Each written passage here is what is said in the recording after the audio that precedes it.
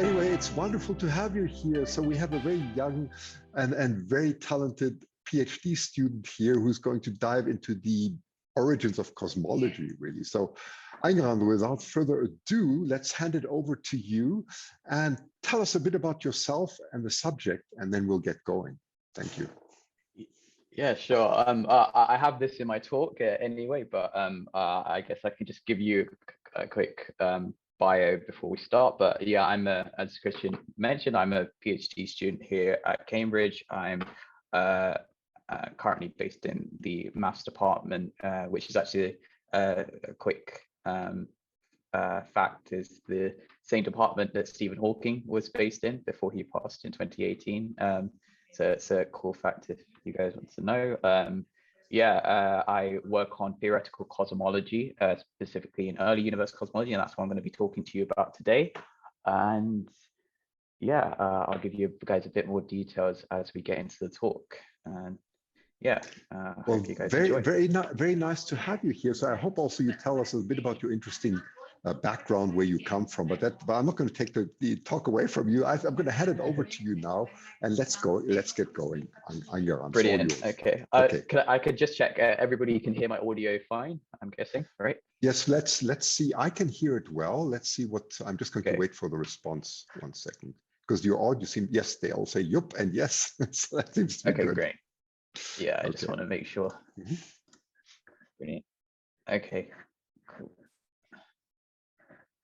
Perfect. Good. Yeah. And by the way, this is being recorded, so you can have this. Everyone, I think it's going to be quite interesting. Yeah. I hope everybody will find this talk interesting. So, I just start sharing screen now. Okay. So. Cool. So yeah, I guess Christian, do you want to? Should I start? Should I wait for a bit? It's all yours. You can get going. It's fine. And we have some more interesting polls. Just let us know when you want to launch them. Okay, go ahead. Yeah, brilliant. Okay, cool. Let's go have a sip of water before get going. Yeah, I hope everybody's well, and yeah, I hope you get inspired from cosmology after and theoretical physics, I guess, after learning about the early universe and the quantum world. So yeah, as I said, I'm Ayngaran Thavanesan. Firstly, I'd like to thank Christian and the iTelescope community for giving me this fantastic opportunity to talk to you about the kind of research I do. And I would also like to thank the Institute of Physics and Cavendish Trust who fund my research.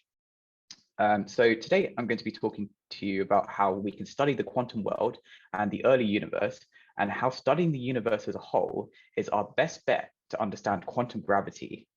I want this talk to be interactive, so I will stop at various points to stop for questions and will trust Christian's judgment if there's a question I really should answer in the chat. So to start us off, I thought I would tell you guys a bit about me, and I hope that my story can inspire many of you to pursue physics, and as well, more importantly, I guess, the belief that you can do so. So if you would like to contact me after this talk, you can find me on Twitter, and also I have my contact details on my website, as well as a bit more details about me. So I'm a British citizen with Tamil heritage from my parents who fled Sri Lanka as refugees. Like many of the Tamil diaspora who fled Sri Lanka in the late 20th century, my parents really prioritized education, and it's one of the main reasons my sister and I are here where we are today. I attended a local school for my primary school until I was 11 years old. And like most children in the UK, during my final year of primary school, I then took the UK secondary school entrance examinations. I thankfully did well in those exams and was offered places at grammar schools, as well as a scholarship and bursary to attend a private school in Croydon, known as Whitgift School. Having chosen to take the offer of the private school, my competitive nature then kicked up a notch, and I went on to do well enough in my GCSEs that I was able to take the International Baccalaureate program at my school. During my International Baccalaureate diploma, I studied physics, chemistry, mathematics, German, economics, and English, and did well enough to earn a place on the University of Cambridge's Natural Sciences course. However, once I got to Cambridge, things weren't really plain sailing. Having worked tremendously hard to get to my dream university, I found out quite quickly that I didn't fit in so easily. The thing about school is that although your house might not be as grand as the kid sitting next to you in class, it doesn't matter because in the end, you go back home to a world and lifestyle that you're not alien to. But the thing about universities are that they become your home for the next few years. And if you haven't had the typical Cambridge privilege as a university student here, then the university isn't going to do much to make up for that. As a result, I spent a lot of my struggling with the fact that I didn't really fit in when it came to my academics and peers, and nobody really around me seemed to kind of understand me and understand the difficulties and responsibilities that came with somebody of my background. Most people assumed, for example, that my whole throughout my whole undergraduate degree that my parents were doctors, but the reality they were cashiers in supermarkets. And the difficulties of my family's refugee background caught up to me as an undergraduate, and it has not been an easy road since. And this is probably an accurate description of my progression in physics to date. And it encompasses the mental, physical, financial, and various other personal challenges I've faced on my career in academia thus far. So don't let anybody tell you that anything should be easy, because nothing great comes easy. Now, this is a mentality that applies to all walks of life, including fitness, which is one of my other passions. And I have learned to apply this mentality not only in my physics, but also my fitness, sport, and pretty much every aspect of me. I hope that showed you that every worthwhile journey comes with its ups and downs. I'm lucky as I've had so many amazing physicists who have supported me in my physics career thus far, some of whom are here on this slide. I would also like to take this chance to thank other members of Dr. Aaron Wall's group, Ronak Soni, Praha Mitra, and Amaram Ahmadin, as well as other members of Dr. Enrico Paye's group, including James Bonifacio. And if there's one thing that I've learned from all this, is that it's not about how hard, it's about how hard you can get hit and keep moving forward, how much you can take and keep moving forward. It's one of my favorite Rocky quotes. So how high do you think you have to rank in a school to become a physicist? How smart do you think you have to be to become a physicist? And I'll okay, leave, I will. That is a poll. brilliant. That's a brilliant. I'm going to launch this poll now. So it's just headed how smart. So again, the question is, how smart do you have to be to become a physicist? And there's a single choice. I'm sure you have got a lot of respect now for Ayngaran's background, also that he comes from Sri Lanka. I personally was, well, I had it easier than Ayngaran for sure. Well, my father was a diplomat, and we were based in Sri Lanka for some time. So I actually got to know a lot of Sri Lanka very well, and it's a very diverse and interesting country, and also quite controversial, as you probably know. And so Ayngaran's got a lot of this very multicultural background, and he's brought that to the UK. And I can surely understand what you were saying, you know, how difficult it is to fit in. So I have big respect for that. That's quite something. So we have the poll now. This is good. This is very interesting. I'm going to. I mean, this is Ayngaran's really funny idea. I really like it. So I'm going to end. Okay, I'm going to wait a bit more. Yeah, I'm going to end the poll right here. So Ayngaran, can you see the poll? Do you want to comment on it, please? Yeah. Oh, I actually can't see the poll now. I did, but then it went. Could you read out the results? Yes, I can. Of course, it's okay. So 75%, no, 75 people participated, and extremely smart was 19%. Above average smart is 48%. It doesn't matter is 15%. Below average smart is 1%, and crazy is 17%. That's quite diverse, right? That's quite diverse. Yeah, I think what was it? 48% you said was above average rate. Yeah, So that's correct. majority think, 48% yeah. above average smart, and Okay. 15% it doesn't matter. One below average smart, and 17 grades. That's probably where the world's bend and meet again, right? Yeah. Yeah, I think when I did this question with my girlfriend, she did not agree at all, because she tries to get me to be quiet whenever I start going on some sort of physics or like deep thinking kind of problem, and she says I'm too smart for my own good. But in my opinion, none of this matters. I don't think it's grades that make a great physicist, but persistence to keep learning, improving, and more importantly, never give up. Okay, the poll results of this you just come up now. Oh yes, so, I'm just sharing. I'm sorry. Yes. Yeah. It's more the resilience to never give up regardless of the circumstances. I think some of the greatest physicists to date are proofs of this statement. People like Michael Faraday, Albert Einstein, and of course Stephen Hawking. Everybody, well, most people know his story, and it's that resilience that I think that is really one of the key things that's required when it comes to pursuing these very difficult questions about our world. Well, Daniel Lauer is giving an interesting comment here, studying something that by definition you can't understand quantum physics, I would say is crazy. And he's of course being smart next to it. It's tongue in cheek, but that's where it's coming from. So thank you. Yeah. No, yeah, and yeah, to a certain extent, I guess crazy. I think there's a famous Einstein quote about the limitations of craziness and brilliance or something. It might have been Einstein, might have been somebody else, but yeah. So okay. yeah. Anyway, carry on, please. So now I've told you a bit about me. Let's get to some physics, starting from the top. What is cosmology? Well, cosmology is a branch of physics concerned with the origin and evolution of the universe. But what do we actually mean by the universe? I think that's something that really should probably be addressed before I start going on about how to study it. So to answer that question, I'm going to try answering that with a quick stop tour. So let's start this tour with something we are familiar with. The moon, found at a distance of roughly 380,000 kilometers, which away from here on Earth, which is equivalent to about 1 light second. So that's the distance light travels in 1 second. If we zoom a bit further out, we come to the sun, found at a distance of 8 light minutes. This is the distance that light travels in 8 minutes. And if we look around the sun, we also have the rest of our planets that form our solar system. If we zoom further out, we come to the Milky Way, which is a galaxy our sun and solar system are found within, with another 100 billion stars.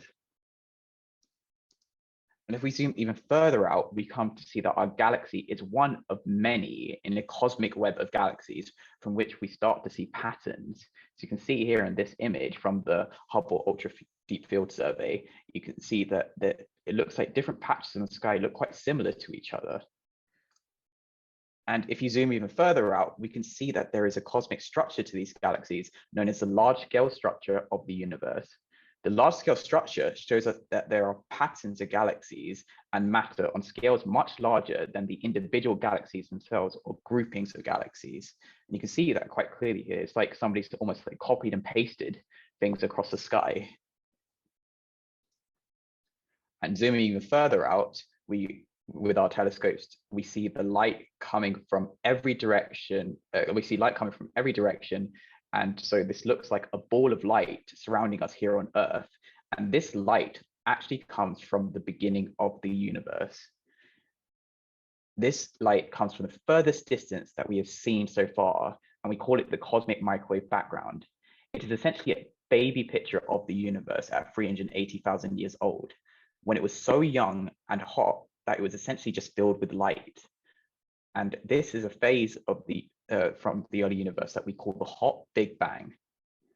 So the cosmic microwave background is made up of the light that was emitted at the end of the hot Big Bang and has traveled 13 billion light years to reach us.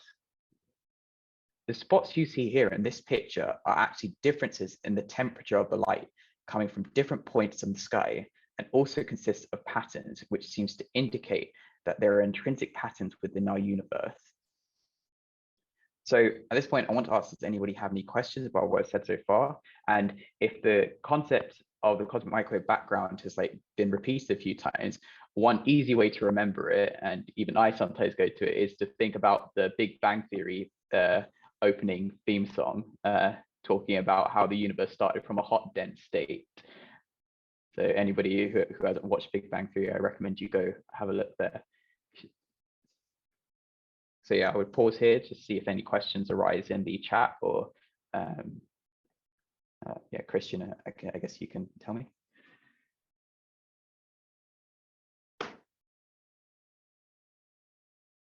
Yes, I'm just looking so far.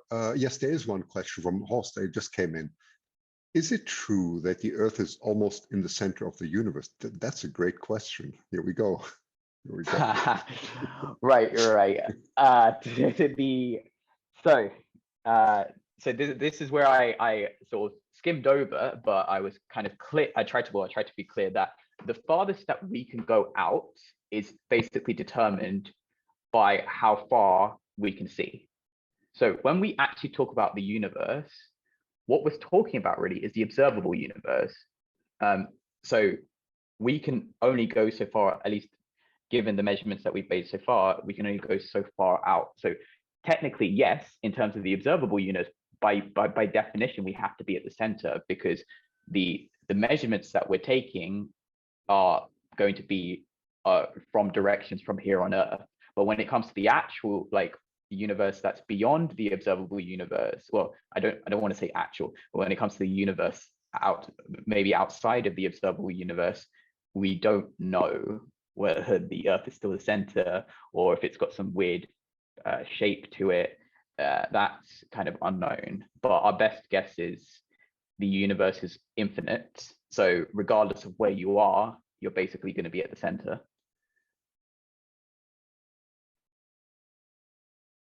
That's a almost very philosophical answer, isn't it? Yeah.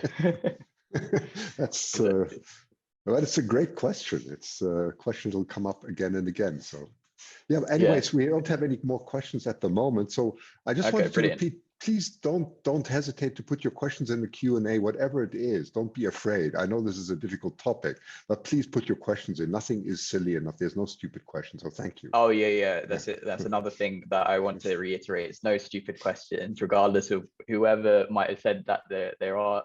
I will tell you this right now. There are no stupid questions. I've been told that by loads of brilliant academics. So yeah, if you don't want to take my word for it, you can trust all the smart people here at Cambridge. So now I talked about these temperature differences of the light from the early universe. I want people to now try and have a guess at how big these temperature differences are. Okay, good. I just launched the poll. So the question is, how large are these temperature differences, right? We're talking about the early universe now. So is it millions of degrees, thousands, just a few degrees, milli-degrees, or is it all the same? Yeah, just what I'm talking about here is these little spots and how they're slightly different in color. Yes.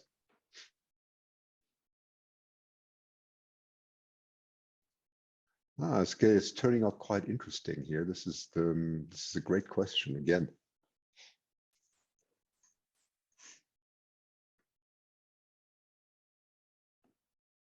Interesting enough, we have exactly 100 attendees at the moment. That's makes the percentage very easy.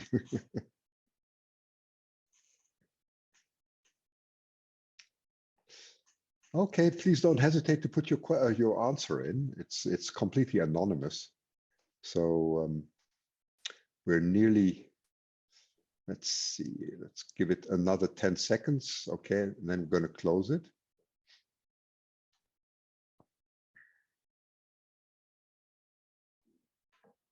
Okay, we'll end the poll and I'll share it. So the result says that millions of degrees is 21%, thousands of degrees 12%, just a few degrees is 19%, milli-degrees is 47%, and all the same is 1%. Ayngaran, your comment on that, please. Oh, to be honest with you, these are all fairly decent guesses. Like, what Yes. would you expect from the early universe? You don't know, and yeah, why would you expect the temperature differences to be of a certain range? No idea. And to be honest with you, that's kind of one of the questions that cosmology has tried to answer. Yes. And yeah, these are completely like reasonable guesses, like millions of degrees, thousands of degrees. The early universe was even more than millions of degrees hot, thousands of degrees, just a few degrees, many degrees. And what's crazy, like I said, the early universe was extremely hot, and yet these temperature differences that we've measured, wait for it, are actually even slightly less than milli degrees.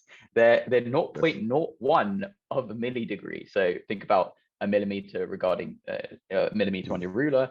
It would be and how that relates to a meter. You'd actually go even 100 times smaller than that in terms of a degree. And somehow we've measured it. That's how amazing as a species we are to have been able to measure something so tiny in terms of these differences. And using that, we're able to understand the early universe, which I think is a great accomplishment. And to be honest, an accomplishment that's not really talked about much and thought about much when it comes to these things. So yes, Dr. Mark Ilowitz says, I thought the temperature and isotropies were 1 part in 10 to the 5. Yes, so that's 100,000, right? So yeah, or 100th, so 1/100th of a milli. Yeah, exactly. Yes, correct. Okay, excellent. Yes. Let's go on. So yes, as cosmologists, we are concerned with the origin and evolution of the universe from the hot Big Bang to the galaxies in our universe today, as well as the future fate of the universe. Our understanding of physics shows us, our understanding of physics today shows us that going further back in time to the universe's origins takes us back to the highest energies in physics. My research thus far has focused on the realm of early universe cosmology, focusing on the particular problem of getting to the cosmic microwave background from the early universe without messing up the stuff we know works.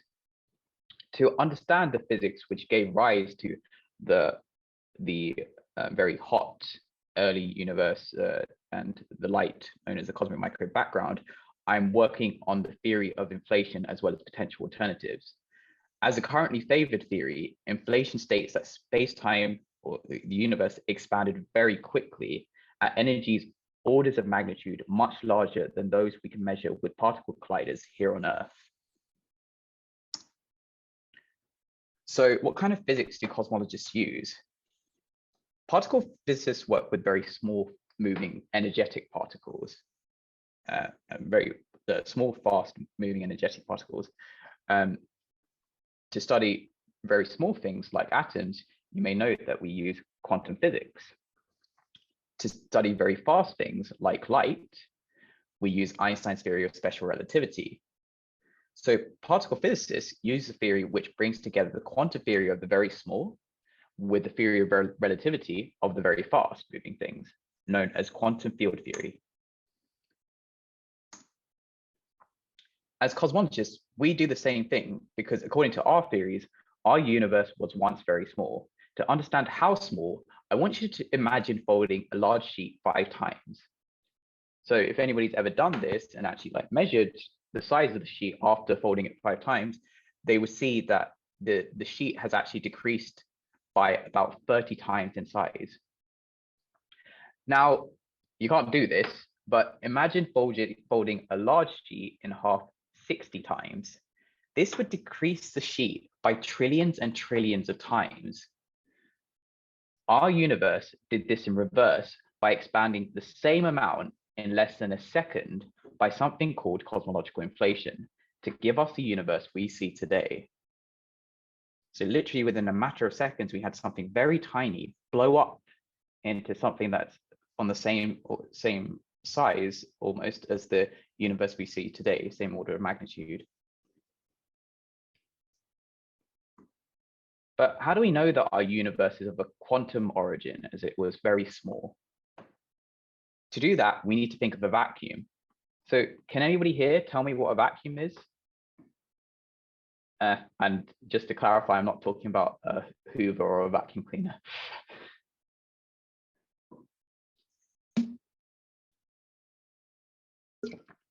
Sorry, we'll wait. We will wait a bit. Mm-hmm.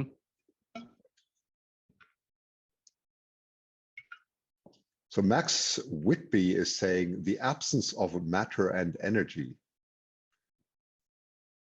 Very good answer. I think so too. Yeah. And Nick Martin is saying space-time devoid of matter. Wow, very philosophical. Oh, okay. These answers, I feel like these guys have attended either work on physics or have attended some good public science talks. And Gonzalo Rigardo is saying zero energy state of a quantum theory. Oh wow, here we go. Yeah, Gonzalo is one of my peers, so he doesn't count. He's one of your peers. He should be quiet, please. No, we're working together, and the vacuum states are important. So yeah, if he didn't get it right, I would be a bit disappointed. And John Cossin says nothing. That's a good one. That's a good one. Yeah. Dr. Mark Ilowitz is saying lowest energy state. Okay, that's quite diverse. Oh, yeah, vacuum state and ground state. Yeah, so lowest energy state is something that in quantum physics we would call a ground state as well. Sometimes they are used interchangeably, but it's not necessarily 100% correct. But I won't go into why now. That's a completely other separate topic. Because yeah, when you talk about quantum gravity, I think things become a bit more funny. So basically the answer is that something that's devoid of matter energy. I think that was the first answer that I heard. And zero state, ground state, I think Gonzalo. That was just a ridiculously technical answer. And yeah, space-time devoid of anything is another good way of thinking about it. But actually, it's a bit more dynamic than that. And what I mean by this is that this is what a vacuum or nothing actually looks like, as predicted by our theory for describing the three of the four fundamental forces. So three of the four forces, excluding the missing force here is gravity. And this is a simulation of what the vacuum in this theory looks like at very small scales. So this is what quantum physics tells us you should think about when you're thinking about nothing. It's actually full of these fluctuations popping in and out of existence. It's not what you expected, right? Well, at least I hope you didn't expect this. And if you did, then maybe you're crazy because you can think about quantum physics in a very intuitive way. So would you say this is the definition of nothing? It's an interesting. Yes, question. This is quite according to one of our best theories for describing a lot of the universe. This is quite literally the definition of nothing. It's a lot less boring than you expected, right? Yeah, and it's a. Oh, sorry. Yeah. No, go on. I'm go on, please. It's fine. Yeah. And it turns out that this weird phenomena is the reason you and I are here today. Yes, according to our prevalent theories, you and I are vacuum fluctuations which have been stretched out a huge amount to form the structures we see as galaxies today. These fluctuations that you see from the vacuum is what then gave rise to these temperature differences in the cosmic microwave background, the light from the early universe. And that then led to the formation of galaxies. I think that's quite insane. Something what you would think to be so simple, quite literally nothing, gave you this. So in the previous slides, we saw that the cosmological structures in the night sky are not necessarily randomly distributed. Instead, when we make observations of how things compare at large distances, we seem to find evidence for patterns, specifically the structures display spatial relationships or or patterns. Another word for patterns in our line of work is correlations. The objects containing the information about these patterns are known as cosmological correlators, or I'll refer to them as cosmological patterns from this point on, but if anybody wants a technical term, that's what we call them. So these cosmological patterns can be traced back to the beginning of the hot Big Bang. However, what exactly happened before the Big Bang? What created these patterns? And as cosmologists, we aim to extract this information from the patterns in the universe today.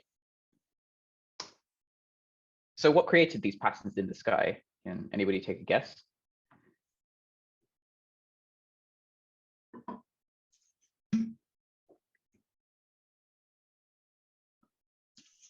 Should we run? I'm going to run your next poll now. That's a final poll. Let's do that.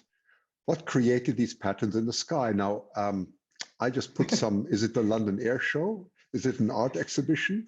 Is it a particle collider, too much partying, or is it a chemistry lab? So there you go. What's your choice?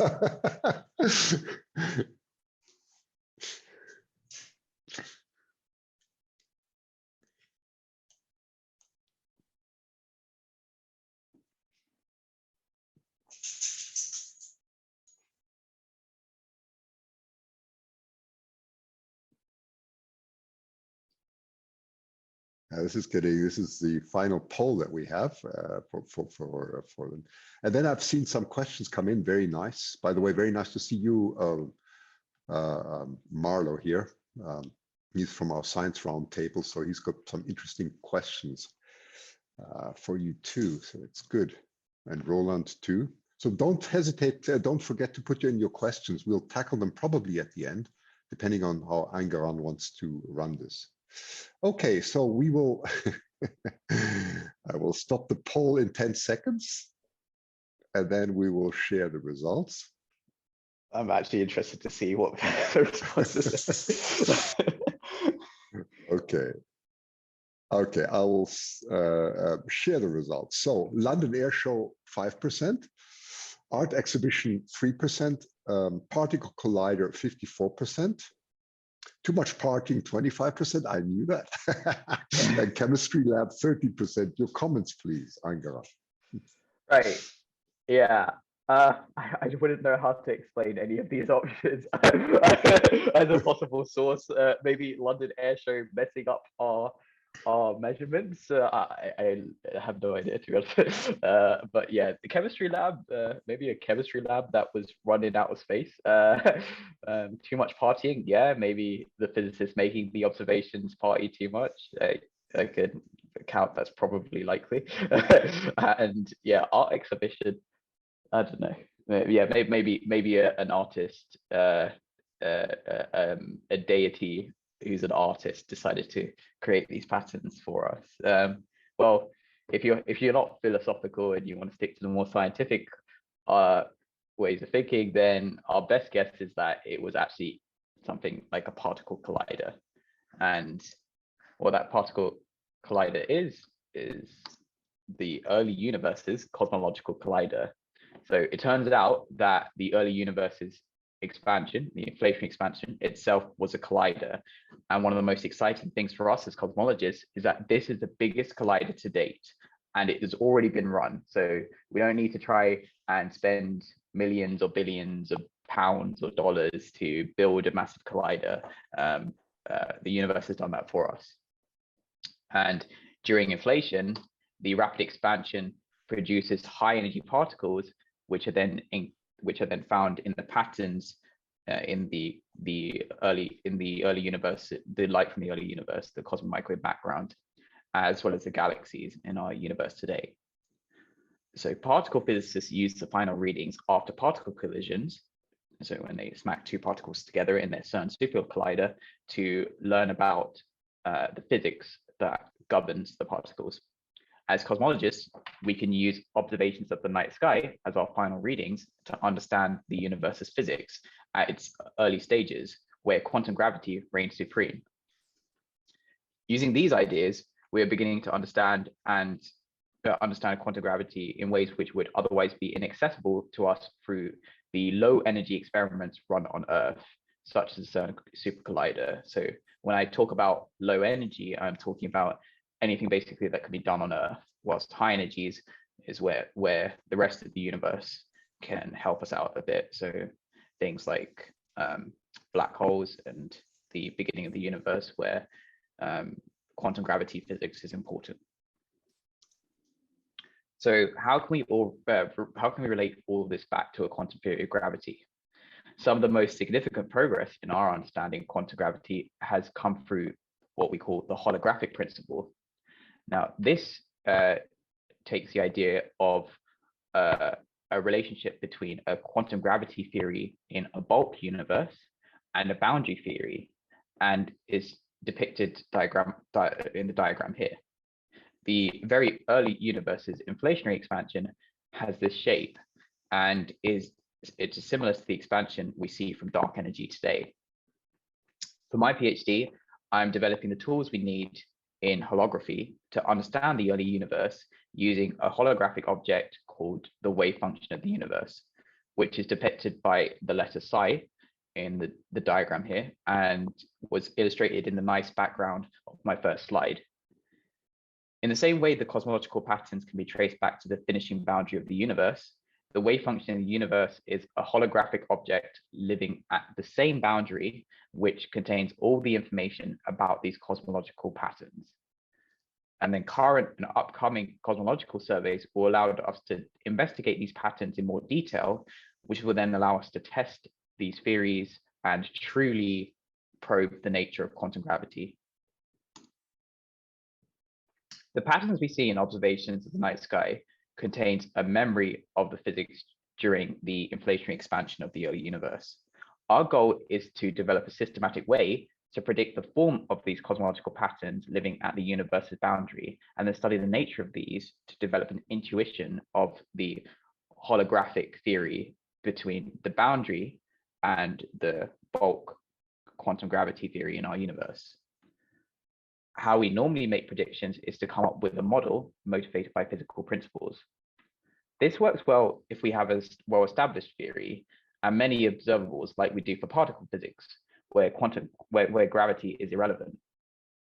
In the bootstrap approach, we cut out the middleman and go directly from fundamental principles to physical observables, so observations in our night sky. This is particularly relevant when we have many theories, such as for quantum gravity and inflation. It allows us to study the fundamental principles which governs the physics of the universe, rather than trying to guess a quantum gravity theory completely blindfolded. One paper I'm working on at the moment is looking at how to bootstrap the predictions for observations of gravitational waves from the early universe's inflationary expansion. Gravitational waves are ripples in space-time, and the rapid expansion during inflation produces ripples in space-time.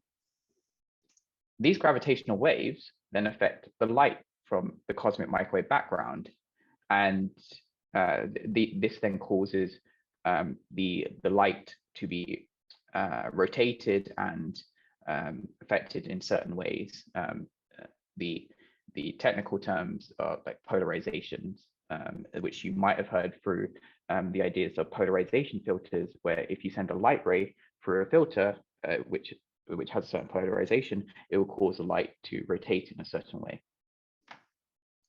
And the gravitational waves have the exact same effect on the light from the early universe.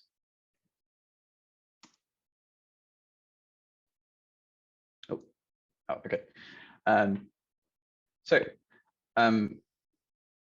I just talked to you a bit about like the kind of research I'm working on, and now I thought it would be fun to show you what a general day would probably look like for me outside of all this interesting math.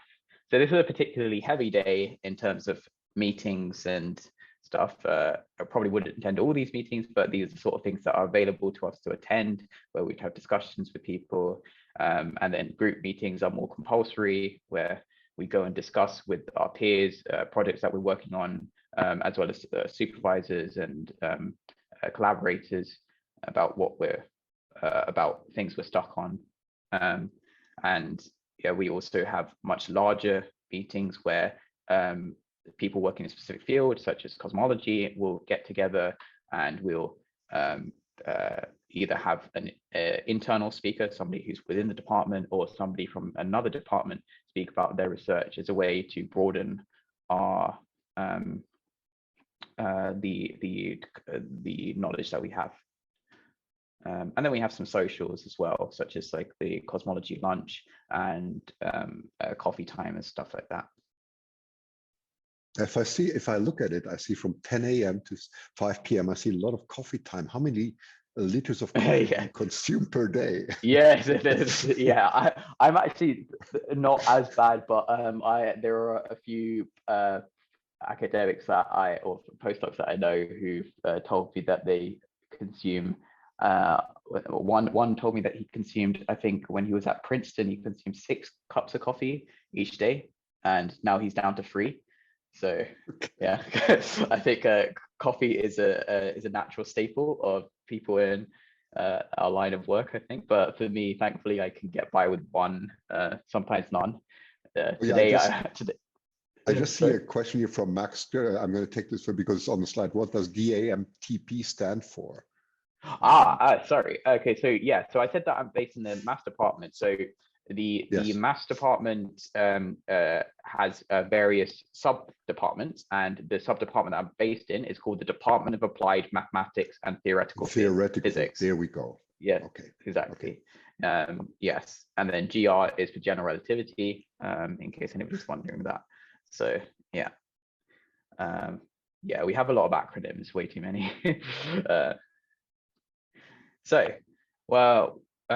Yeah, so as I sort of showed you, like my general calendar, like the actual activities I get up to would be like things like reading papers. So in things like the cosmology meeting, we would discuss current papers that are going on. So people, we have various systems to vote on which papers to discuss in that meeting. And then we discuss like any ideas that we have or any questions that we might have from the papers. Potentially any relations to the current research that we're doing, maybe even discuss having the authors of those papers come and give a talk, a group, and then yeah, then we go away and like work on the projects that we have, and then when we work on those calculations for those projects, we hopefully make some progress. Most of the time it's just literally bashing our heads against these blackboards or walls in the hope that something sensible pops out, and then in the hopeful event that something sensible does pop out, we then write that work up into papers, which we then submit to archive, as well as submitting to a journal for publishing. And this is one of the drafts I'm working on at the moment. But yeah, anybody can actually access pretty much any paper that you want for using archive.org. It's a great way to maybe dip your foot into the research that goes in. It will be difficult to probably understand the details of it, but it gives you an idea of what the sort of trends are in the current community, because research works in waves and trends. I think you're being very modest. It's difficult to understand the title already. Even a PhD in physics, I have problems to understand the title, honestly. Yeah, that is true. I think we purposely choose very difficult titles, honestly, and we could make things sound a lot more simpler. So yeah, thank you for listening. And as a fun end, I've added pictures of what calculations in my line of work look like. I would also like to take this opportunity to thank my supervisors, Dr. Will Hanley, Dr. David Thavanesan, and Dr. Enrique Paez and Dr. Aaron Wall's groups as a whole, as well as our close collaborators in Professor Daniel Bauman's Amsterdam group and the general bootstrap and holography community.